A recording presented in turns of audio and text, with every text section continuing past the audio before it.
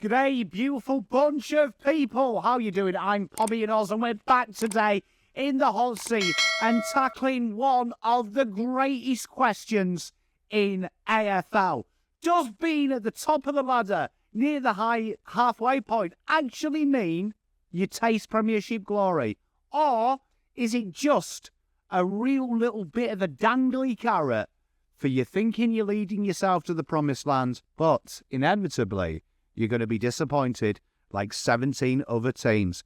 Strap in, let's get comfy, and let's deep dive into, is it a guarantee for success, or are you setting yourself up for the long fall? Let's get into it.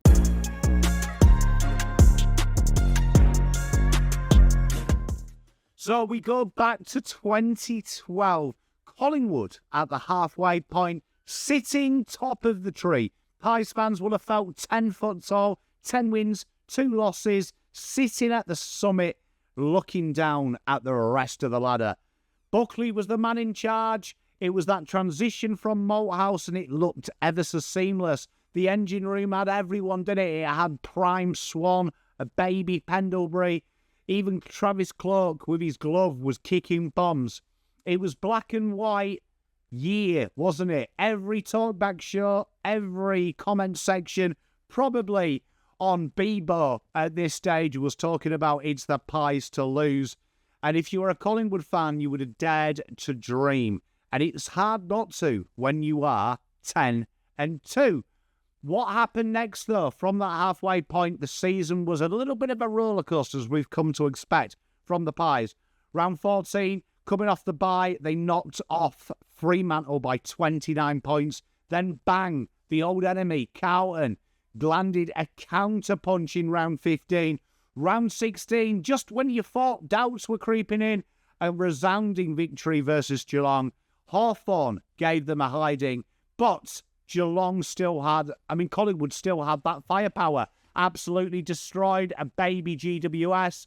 They snuck past the Saints, and then they beat the Swans in Sydney. There came a little bit of a wobble as September approached. Round 21, North Melbourne beat them. The Eagles got the better of them, and they ended the season with a big win versus another old enemy of theirs, Essendon. As finals came in, the Pies were sent home, and Hawthorn sent them home. They sent them into the loop. As finals came in, they had a chance against Hawthorn, and Hawthorn put them into the loser's side of our lopsided draw. They bounced back with a gutsy, courageous 13-point win, but Sydney on their home deck were too strong, ending Collingwood's campaign by 28 points.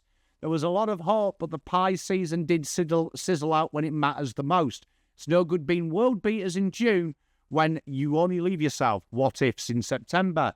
Then we go 2013 at the halfway point. Clarkson's Hawthorn were 11 wins, 1 loss, and the Hawks were marching on.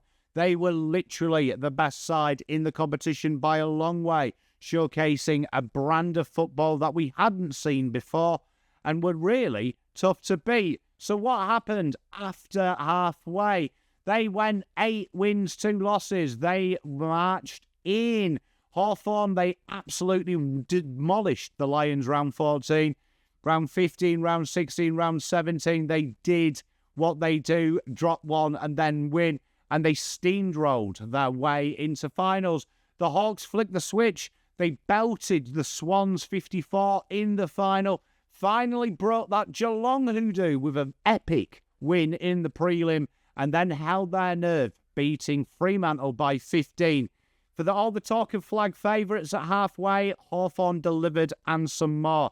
Only 2 losses after the bye, no September fade out, and they got that Geelong monkey off the back. This was a masterclass in no footy god curses here. They're just a club on a mission. 2014, Port Power. 12 games in, and it was 10 wins, 2 losses. Seems to be a pattern, and they were playing a brand of footy that was quick, daring, and even had neutrals crowing at what they did.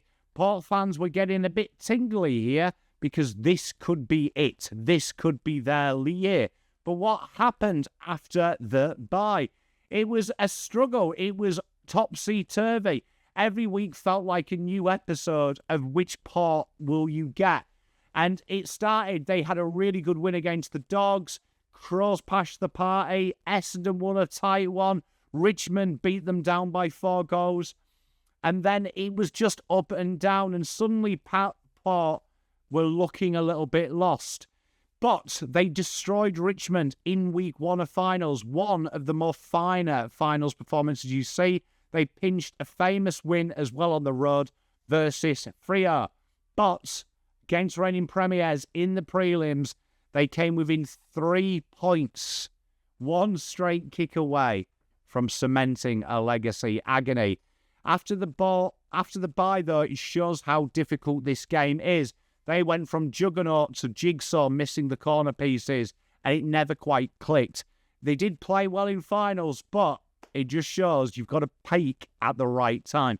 2015, Fremantle, the halfway point, 12 rounds in, and the Purple Haze was at full blast. 11 wins and just a single loss. Sunderland's was dominant. Nat Fyfe was in his prime, and it was hard to find a fault. They were methodical, they were mature, an incredible, well-balanced list. What happened after the bye? Well, it went kind of flashbacky. It did. Just 5 wins and 5 losses, and nerves were creeping in all the time. For every good performance, there was a difficult one. They did enough to get into finals, and they scraped past Sydney in the first final by 9 points. But when it mattered, who else? Hawthorn Hawks.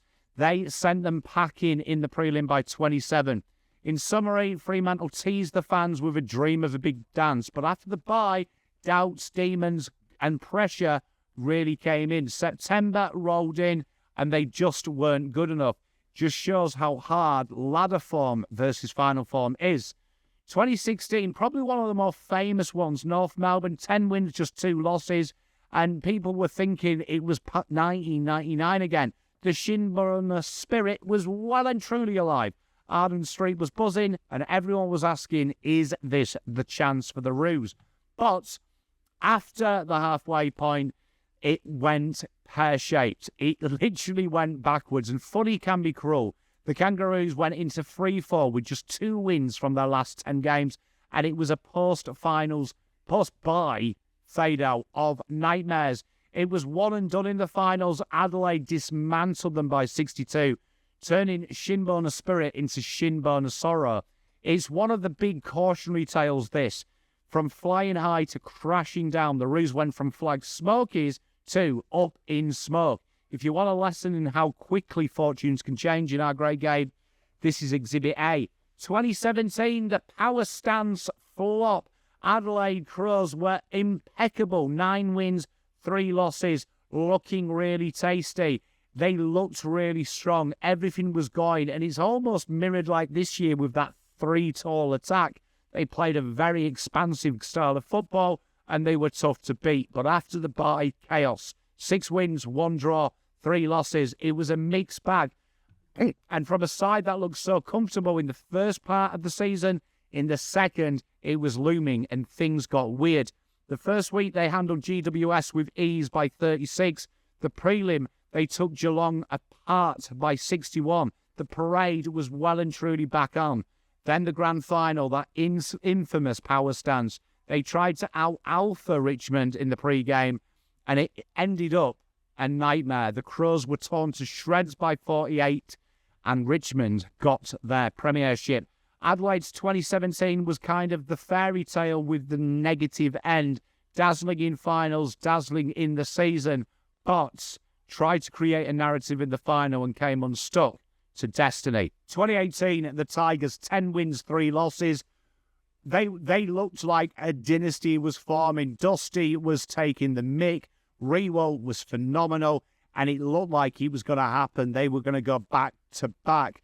10 wins, 3 losses, and at times they looked imperious when they were on form. But after the bye, 8 wins, just 1 loss. It was literally locked in.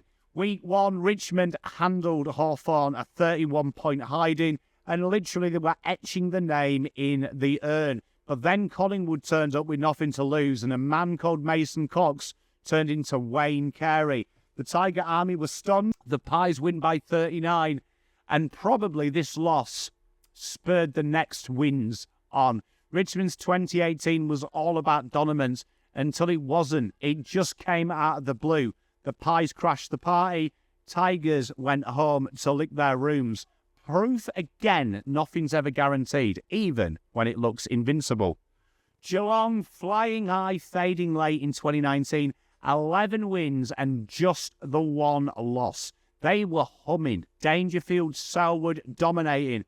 Hawkins was doing what he wanted, and it looked like it was coming home to the category.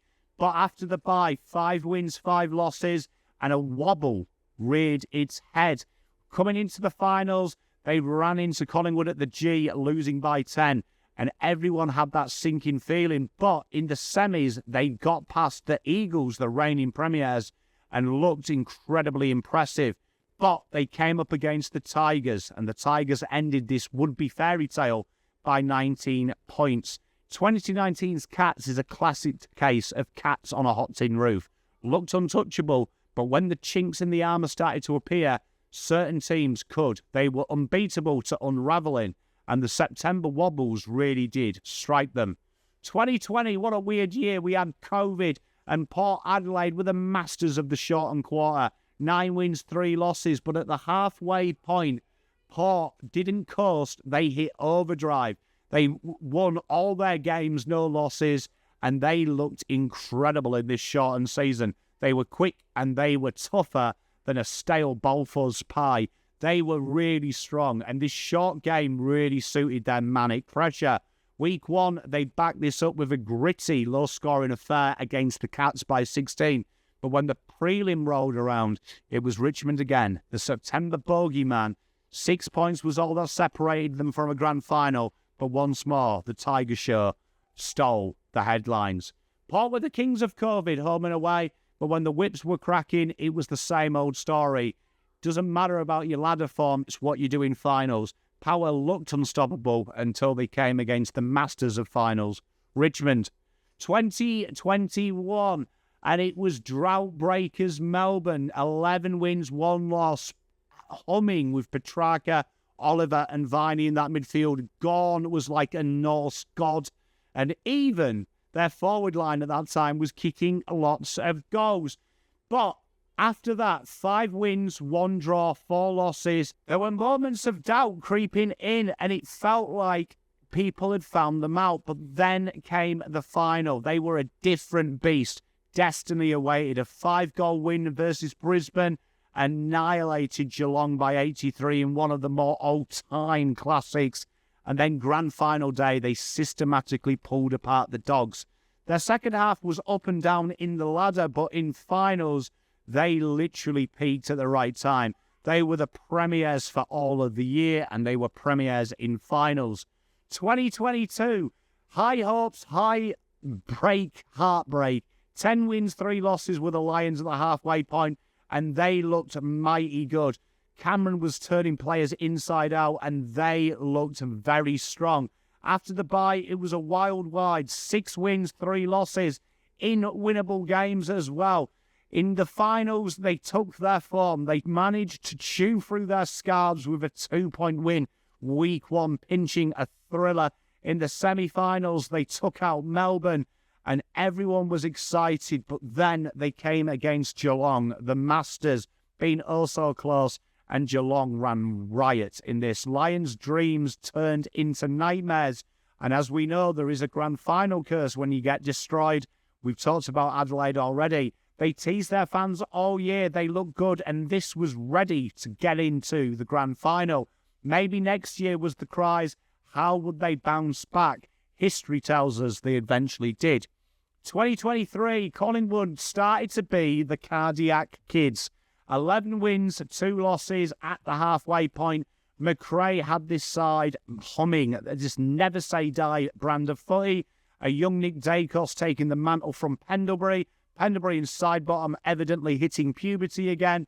And Jamie Elliott was just taking the mick. After the bye, they dialed in 7 wins, 3 losses, and more nail biters than a northern winter. They were incredibly strong, and in week 1, the Pies edged out Melbourne in what was a bruising encounter. They had the heart-stopper versus GWS by a point, but in the grand final, they held firm, winning by 4 points, sending half of Melbourne into black and white delirium. In summary, the Collingwood 2023 was one for the ages. Their ability to win the tight games, when they wobbled, they had the answers, and when it mattered most, they delivered. Top of the bye, found a way to do it, and if you're a Pie fan, you'll probably always tell your grandkids about that one. 2024, 11 wins, 1 loss, Sydney Swans. The Sydney Swans at this stage of the season were absolutely imperious. People by the bye were already saying the Swans had won it. Horse was a genius. Their brand of football was better. But some chinks in the armour opened up and teams exploited it. 5 wins, 5 losses. The wheels were wobbly. And something changed with Sydney that was very interesting. They looked like a team that was enjoying bullying the competition. In the second half, it started to get to them. They got the job done in a Sydney derby against GWS in week 1. They steamrolled Port Adelaide by 36. But then in the granny, boy oh boy, Brisbane put pay to Sydney's hopes and dampened their nightmare the last time they featured. A massive win. In summary, this is about peaking too early. The first half of the season, they looked unbeatable, beating Carlton, who was second best side before the bye, quite comfortably. There was a big margin between the best and second, but when it came close, once teams worked them out, they steamrolled. And that leaves us to 2025. The Pies, at the time of filming this, 10 wins, 2 losses. They're in full voice. You're sick of hearing that Collingwood chant. They've already, after their bye, won 2 games.